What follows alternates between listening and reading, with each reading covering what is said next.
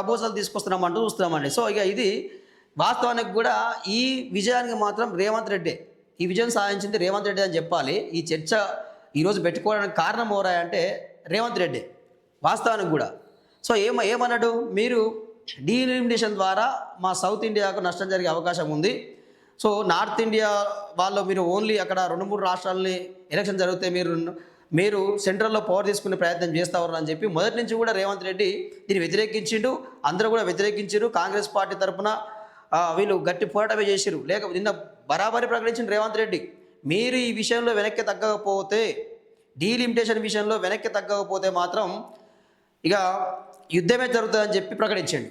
ఇప్పటికే మేము నష్టపోయి ఉన్నాం, మమ్మల్ని రెచ్చగొట్టొద్దు, యుద్ధమే జరుగుతుందని చెప్పి రేవంత్ రెడ్డి ప్రకటించింది. సో దీంతో ఇక కేంద్ర ప్రభుత్వం నరేంద్ర మోడీ, అమిత్ షా దిగొచ్చిరు. ఇక ఆలోచనలో పడ్డరు, ఇదేదో అయినట్టే ఉందిరో బాబు, ఏదో చేసినట్టే ఉన్నది అని చెప్పి వాళ్ళు దిగొచ్చి ఏమంటారు, 50% పెంపుతో అదనంగా 271 సీట్లు వస్తే అందులో సగం 136 స్థానాలు 7 రాష్ట్రాలకు కేటాయించాలని ప్రతిపాదన అంటూ మనం చూస్తున్నామండి.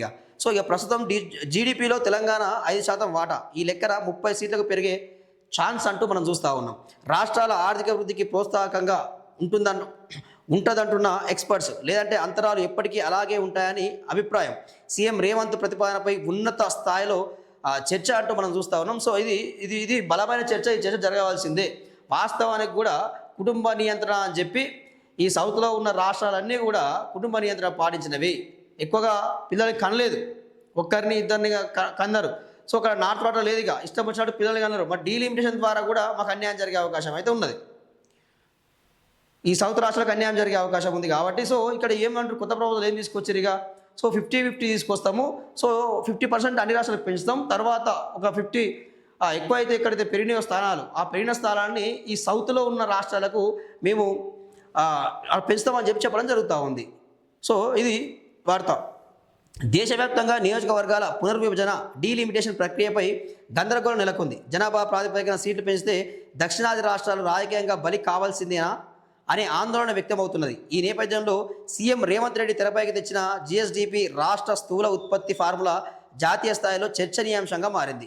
ప్రగతిశీల రాష్ట్రాలకు పొలిటికల్ డివిడెండ్ దక్కాలంటూ ఆయన ప్రతిపాదించిన 50-50 గ్రోత్ ఫార్ములా కొత్త చర్చకు దారితీసింది. పార్లమెంట్లో ప్రస్తుతం ఉన్న 543 స్థానాలను దాదాపు 50% మేర పెంచి సుమారు 815 సీట్లకు చేర్చాలనే యోచనలో కేంద్రం ఉన్నట్లు సమాచారం. ఒకవేళ ఇది కాకపోతే గతంలో మాదిరిగా కేవలం జనాభా ప్రాతిపదికన మాత్రమే చేపట్టే ఆప్షన్ ఉంది. అయితే ఈ 2 ప్రతిపాదనలు కూడా దక్షిణాది రాష్ట్రాలకు అన్యాయం చేసే విధంగానే ఉన్నాయనే అభిప్రాయం వ్యక్తం అవుతుంది.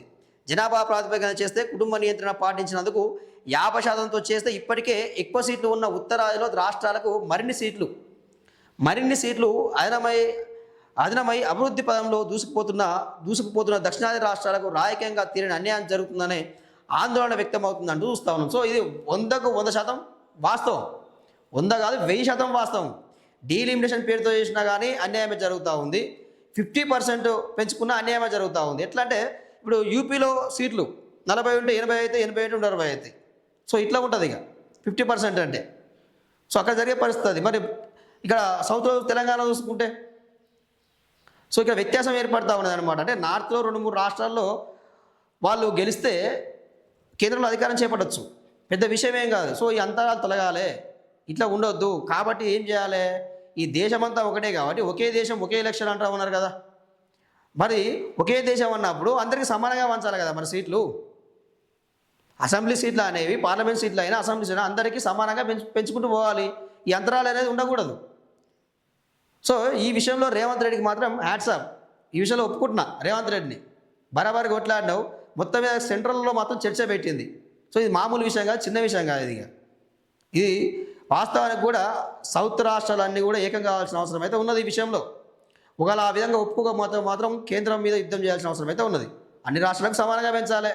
యూపీకి 50 పెంచితే తెలంగాణకి 50 పెంచాల్సిందే, ఇంతే. ఇక గుజరాత్కు 30 పెంచితే ఆంధ్రకా, తెలంగాణకా, కేరళకా, తమిళనాడుకా ఎవరికైనా సరే అందరికీ, అన్ని రాష్ట్రాలకు, అక్కడ దేశంలో ఉన్న అన్ని రాష్ట్రాలకు 29 రాష్ట్రాలకు సమానమైన సీట్లు పెంచాల్సిందే. సో ఇదిగా ఫైనల్. సో ఇదండి. ఇక్కడ చూసుకుంటే